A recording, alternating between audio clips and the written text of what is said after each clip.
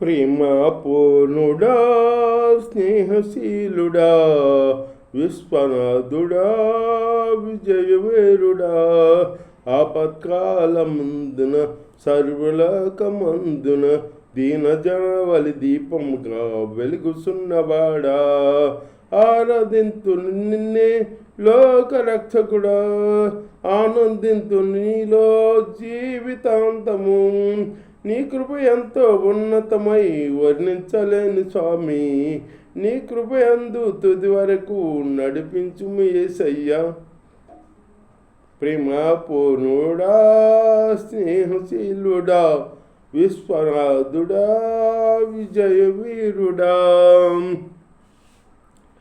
నిత్యము నీ జ్ఞాపకాలతో నా అంతరంగమందు నీవు కొలువై ఉన్నావులే నిత్యము నీ జ్ఞాపకాలతో నా అంతరంగమందు నీవు కొలువై ఉన్నావులే నిర్మలమైన నీ మనసే నాకు అంకితం చేశావు నీతోనే జీవింప నన్ను కొనుపోయేసయ్యా నిర్మలమైన నీ మనసి నాకు అంకితం చేశావు నీతోనే జీవింప నన్ను కొనుపోయేసయ్యా నా తోడు నీవుంటే అంతే చాలయ్యా నా ముందు నీవుంటే భయమలేదయ్యా నా తోడు నీవుంటే అంతే చాలయ్యా నా ముందు నీవుంటే భయమలేదయ్యా ప్రేమ పూర్ణుడా స్నేహశీలుడా విశ్వనాథుడా విజయవీరుడా ఆపత్కాలమందున సర్వలోకమందున దీనజనవలి దీపముగా వెలుగుసున్నవాడా ఆరాధింతు నిన్నే లోకరక్షకుడా ఆనందింతు నీలో జీవితాంతము నీ కృప ఎంతో ఉన్నతమై వర్ణించలేని స్వామి నీ కృప ఎందు తుది వరకు నడిపించుము యేసయ్యా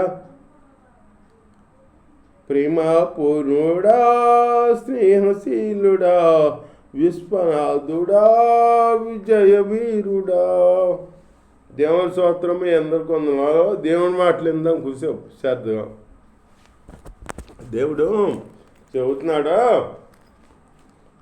అంతటా అందరు రక్షణ పొందాలని చెబుతున్నాడు అనమాట దేవుడు అంతటా అందరూ రక్షణ పొందాలి అంటున్నాడు ఏంటంటే దేవుడు మా ప్రతి మానవుని తన స్వరూపంలో చేసుకున్నాడు దేవుడు తన స్వరూపంలో చేసుకుని జీవాత్మది జీవింపజేశాడు అన్నమాట జీవింపజేస్తే నరుడు జీవించాడు తన స్వరూపంలో చేసుకున్న బిడ్డ తన్ని ఆరాధించాలని దేవుడు కోరిక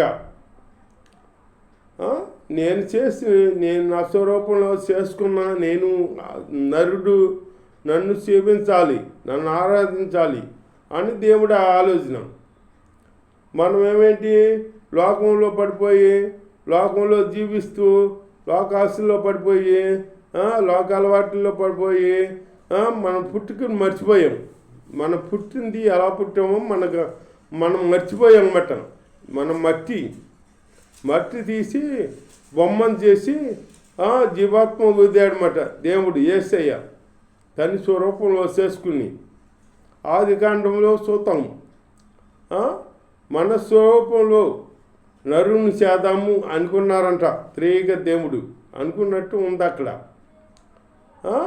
చేసి ఆయన స్వరూపంలో చేసి జీవాత్మది జీవింపు చేశారన్నమాట జీవించేస్తే మనమేంటి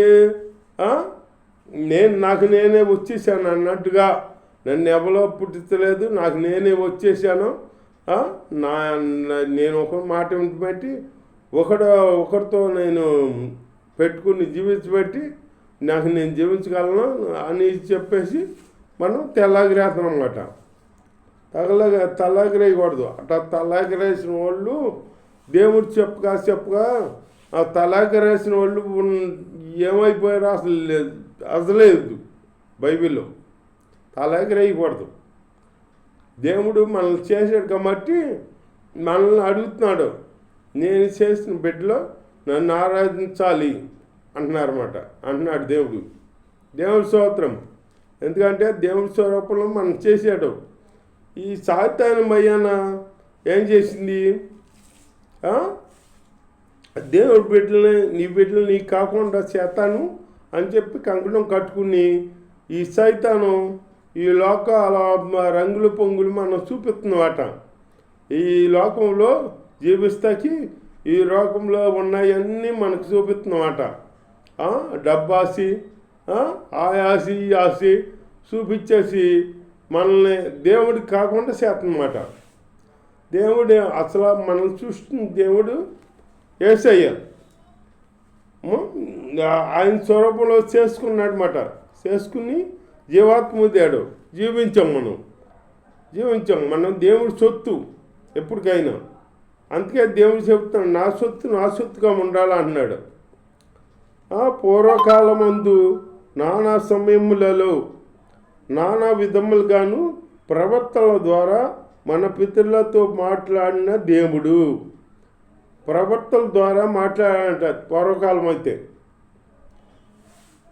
ప్రవర్తన ద్వారా మాట్లాడాడంట. ఇప్పుడైతే ఈ దినముల అంతమందు కుమారుని ద్వారా మనతో మాట్లాడుతున్నాడు. కుమారుని ద్వారా మనతో మాట్లాడాను. ఆయన ఆ కుమారుని సమస్తమునకు వారసునిగా నియమించాను. ఆ కుమారుని సమస్తం వారసునిగా నియమించాడంట. ఆయన ద్వారా ప్రపంచములను నిర్మించాను. ఆయన దేవుని మహిమ యొక్క తేజస్సును ఆయన ద్వారా సమస్తమును నిర్మించాడంట. ఆయన అట్లాగే మనం దేవుడి సొత్తు అయ్యి దేవుణ్ణి ఆరాధించకుండా మనము అట్లాగా పెడదాడి పట్టేసి సైతాన్ని చూపించిన మార్గాన్ని జీవిస్తున్నామన్నమాట. ఈ లోక ఆశల్లో జీవిస్తున్నాం. ఈ లోక ఆశలు కలిగించేసింది, మన చుట్టూరు పెట్టింది మాట. పెడితే ఇప్పుడు మనం ఏదైనా నీకు మేలు కలిగేదేమో కష్టమైంది. నీకు రంగులు పొంగులు చూపించే నిన్ను పాతాళమ్మలకి నడిపించేది అది సులువు.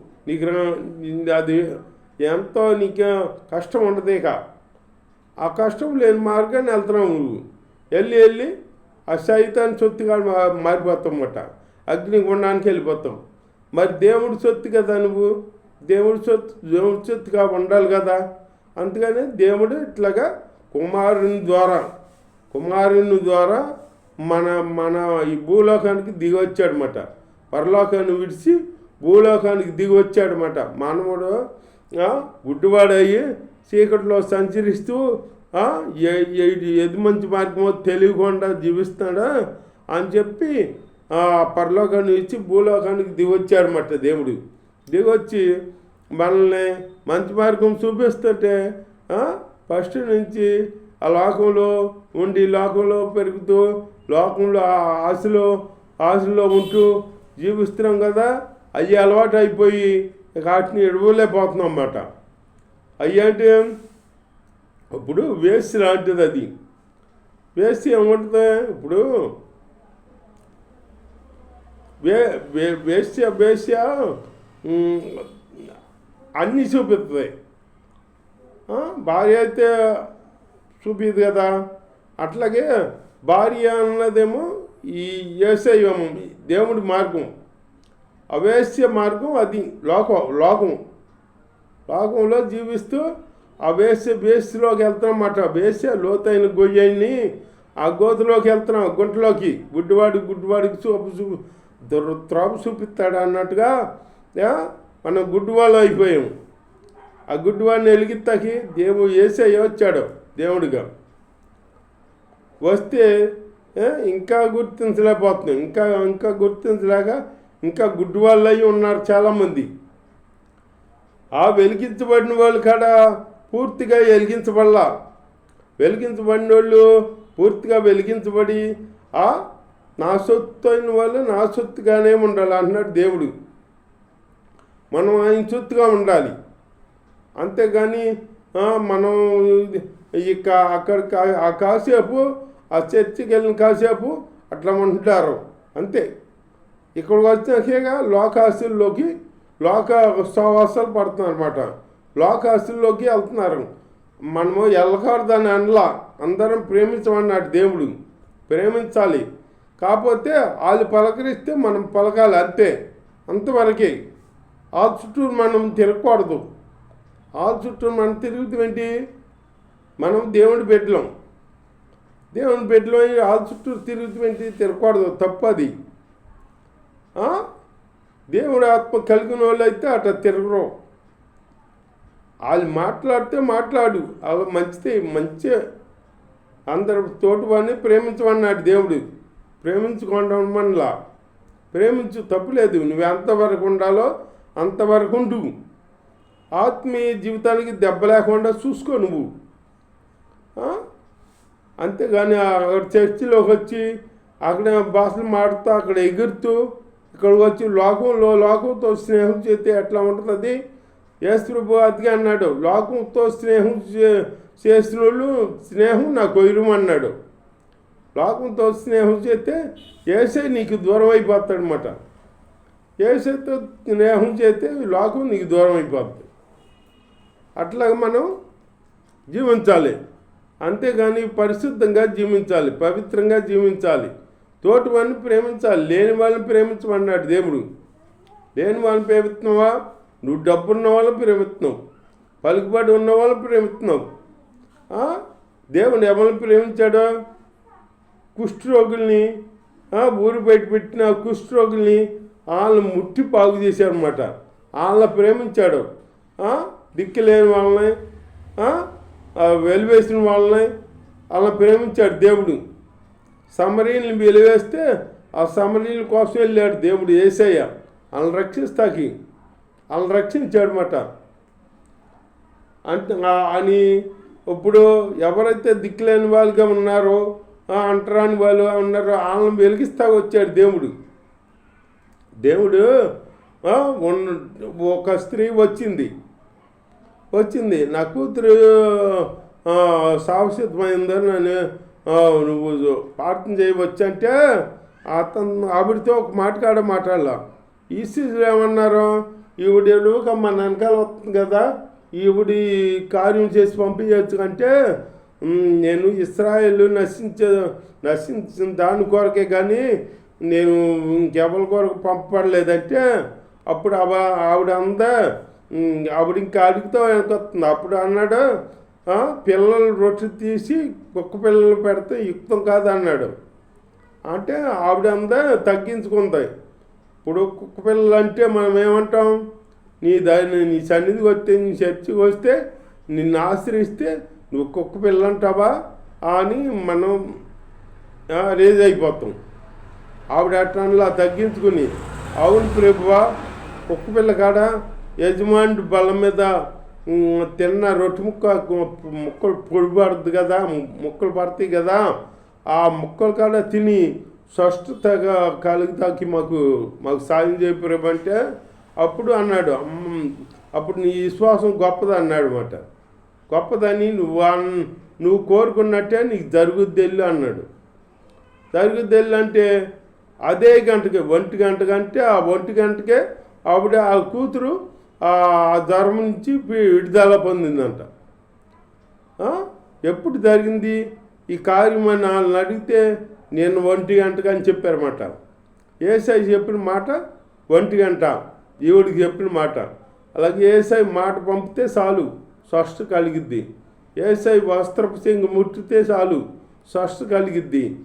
అలాంటి మనం దేవుని గొప్ప దేవుడు ఆయన. అలాంటి దేవుడిని నమ్ముకుని మనం అటు ఇటుగా జీవించకూడదు. అటు ఇటుగా జీవించి దేవుడి నామానికి అవమానం తెచ్చే బిడ్డలుగా ఉండకూడదు అన్నమాట. దేవుడి నామాన్ని మహిమపరిచే బిడ్డలుగా, గొప్ప చేసే బిడ్డలుగా ఉండాలి. అంతేగాని దేవుడి నామాన్ని అవమానం తెచ్చే, అందుకే దేవుడు అంటున్నాడు, మీ వల్లే నా నామం అవమానపడుతుంది. యూదులు ఒకసారి సిలువేశారు, కానీ మీరు అనుక్షణం నన్ను సిలువేస్తున్నారు అన్నాడనమాట. అట్లాగే యేసయ్య సిలువేసే బిడ్డలుగా ఉండకుండా యేసయ్య సంతోష బిడ్డలుగా ఉంటూ ఆయన కృప పొందుకుంటూ ఆయనలో ముందుకు సాగుదాం. దేవుడి మాటలు దీవించుగాక. ఆమేన్.